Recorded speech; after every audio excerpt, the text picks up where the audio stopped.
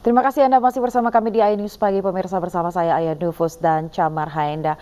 Pemirsa, KPK mengamankan 25 orang dalam operasi tangkap tangan dugaan tindak pidana korupsi pembangunan jalur kereta api. Dalam kecurangan lelang pemenangan tender ini, barang bukti keseluruhan yang diamankan hampir mencapai 3 miliar rupiah.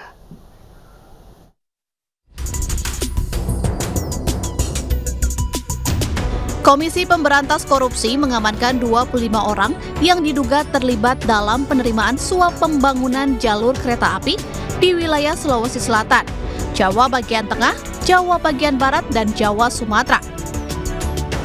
Sejumlah pihak yang terlibat diantaranya sejumlah petinggi tender dan pejabat di lingkungan Direktorat Jenderal Perkeretaapian Kementerian Perhubungan. Korupsi pada sektor ini tak hanya merugikan keuangan negara, namun juga berpotensi mendepresiasi kualitas jalur kereta yang akan membahayakan keselamatan masyarakat sebagai pengguna layanan.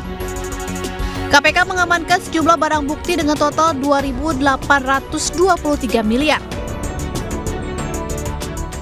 Tim KPK juga mengamankan sejumlah barang bukti berupa uang sebesar 2,027 miliar dan US 20.000, kartu debit senilai 346 juta, serta saldo pada rekening bank senilai 150 juta, sehingga secara keseluruhan setara sekitar 2,823 miliar. Penerima uang yang diduga sebagai suap oleh para pihak dalam kegiatan proyek pengadaan dan pemeliharaan jalan kereta api dimaksud sejauh ini diduga mencapai lebih dari 14,5 miliar rupiah. Dan berikutnya tentu terus KPK kembangkan dan didalami lebih lanjut pada proses penyidikan.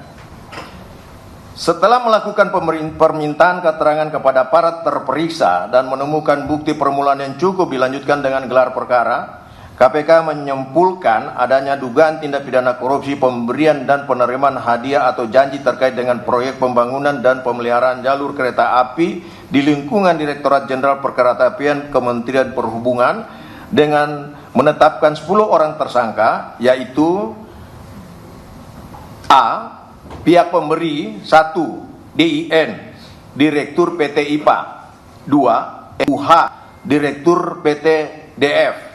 3. YOS, Direktur PT KA Manajemen Properti sampai dengan periode Februari 2023. 10 orang ditetapkan sebagai tersangka dan dilakukan penahanan di rutan selama 20 hari pertama. Di antaranya Direktur Kereta Api Manajemen Properti, Direktur PT IPA, hingga Direktur Prasarana Perkeretaapian. Para tersangka dijerat pasal 11 dan pasal 12 Undang-Undang Nomor 31 tentang Pemberantasan Tindak Pidana Korupsi junto pasal 55 ayat 1 KUHP. Dari Jakarta, Ayu Pratiwi, Rizky Solehudin, iNews melaporkan. Ya pemirsa, sebelumnya sejumlah pihak yang ditangkap dalam OTT KPK di Semarang, Jawa Tengah tiba di Gedung Merah Putih KPK Jakarta Selatan pada Rabu pagi. Satu di antaranya ada Kepala Balai Teknik Perkeretaapian kelas 1 Semarang. Mobil KPK yang mengangkut Kepala BTP kelas 1 Semarang, Putu Sumarjaya, dan para pihak yang terjaring OTT tiba di Gedung KPK Jakarta dan turun lewat bagian belakang Gedung Dwi Warna. Sebelumnya KPK gelar OTT di Jakarta dan Semarang pada Selasa terkait kasus dugaan suap paket pekerjaan trek layout stasiun Tegal. Tim KPK menemukan barang bukti uang ratusan juta rupiah dan pecahan dolar Amerika Serikat. Berdasarkan KUHP, KPK mempunyai waktu 1 kali 24 jam untuk menentukan status hukum para pihak yang ditangkap tersebut. Dengan hari Rabu pagi, tanggal 12 April 2023, kami belum mendapatkan informasi resmi dari KPK maupun dari pihak berwenang lainnya. Saat ini, kami masih menunggu pernyataan resmi dari KPK untuk mengambil langkah selanjutnya.